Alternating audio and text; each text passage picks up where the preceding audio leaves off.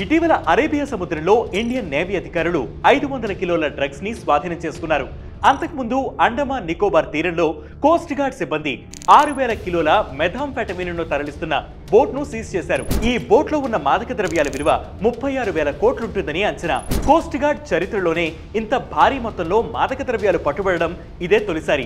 ఈ ఏడాదే సముద్ర మార్గంలో తరలిస్తున్న 3500 కిలోల డ్రగ్స్ ను కూడా స్వాధీనం చేసుకున్నారు. ఇదంతా చూస్తుంటే డ్రగ్ ట్రాఫికింగ్ కి ఇండియన్ ఓషన్ కీ పాయింట్ గా ఉందనే విషయం స్పష్టంగా అర్థమవుతోంది. గ్లోబల్ ట్రేడ్ కి క్రూషియల్ గా ఉన్న ఈ మారిటైమ్ కారిడార్ క్రిమినల్ నెట్వర్క్స్, ముఖ్యంగా డ్రగ్ స్మగ్లింగ్ కి కూడా అనుకూలంగా మారిపోయింది. United Nations Office on Drugs and Crime report ప్రకారం Golden Crescent and Golden Triangle ప్రాంతాల నుంచే డ్రగ్స్ ఎక్కువగా ప్రొడ్యూస్ అవుతున్నాయి. స్మగ్లర్లు ప్రపంచవ్యాప్తంగా ఉన్న మార్కెట్లను రీచ్ అవ్వడానికి ఇండియన్ ఓషన్ మీదుగా వెళ్తున్నారు.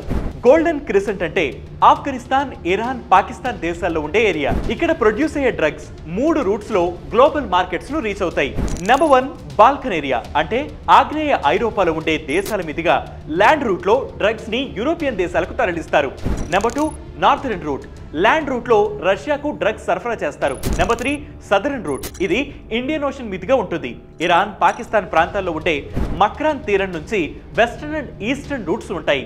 వెస్టర్న్ రూట్ ఈస్ట్ ఆఫ్రికాలోని కెన్యా, టాంజానియా వంటి దేశాలతో పాటు మొజాంబిక్, యెమెన్ వైపు వెళ్తుంది. అట్లాంటిక్ ను దాటిన తర్వాత ఈ వెస్టర్న్ రూట్ యుఎస్ కు దారితీస్తుంది. ఇక ఈస్టర్న్ రూట్ ఇండియా, శ్రీలంకతో పాటు సదరన్ ఏషియాకి డ్రగ్స్ సరఫరా చేస్తుంది. ఇక golden triangle Vietnam, Myanmar, Thailand, Laos దేశాల ప్రాంతం. ఈ దేశాల్లో ప్రొడ్యూస్ అయ్యే డ్రగ్స్ ను పశ్చిమ దేశాలకు తరలించడానికి కూడా ఇండియన్ ఓషన్ బెస్ట్ ఆప్షన్ గా ఉంది. ఈ డ్రగ్ ట్రాఫికింగ్ ప్రపంచవ్యాప్తంగా కోట్ల మంది జీవితాలని నాశనం చేయడమే కాకుండా అంతర్జాతీయ నేర సంస్థలు, ఉగ్రవాద సంస్థల ఫండింగ్ కి కూడా హెల్ప్ చేస్తున్నాయి. ఇవన్నీ ఇండియన్ ఓషన్ మీదుగానే జరుగుతున్నాయి కాబట్టి వీటి ప్రభావం ఇండియా మీద కూడా ఉంటుందని చెప్పవచ్చు. మరి ఎంత జరుగుతుంటే ఇండియా ఏం చేస్తోంది? మారిటైమ్ క్రైమ్స్ ని తగ్గించడానికి ఇండియా, సింగపూర్, మడగాస్కర్ లో 3 ఇన్ఫర్మేషన్ ఫ్యూజన్ సెంటర్స్ ని ఏర్పాటు చేశారు.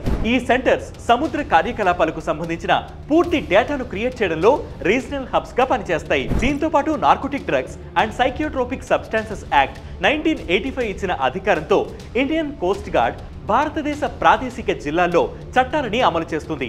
సముద్రంలో జరిగే ఇల్లీగల్ యాక్టివిటీస్ గురించి ఎప్పటికప్పుడు విదేశీ కోస్ట్ గార్డులతో చర్చిస్తుంది.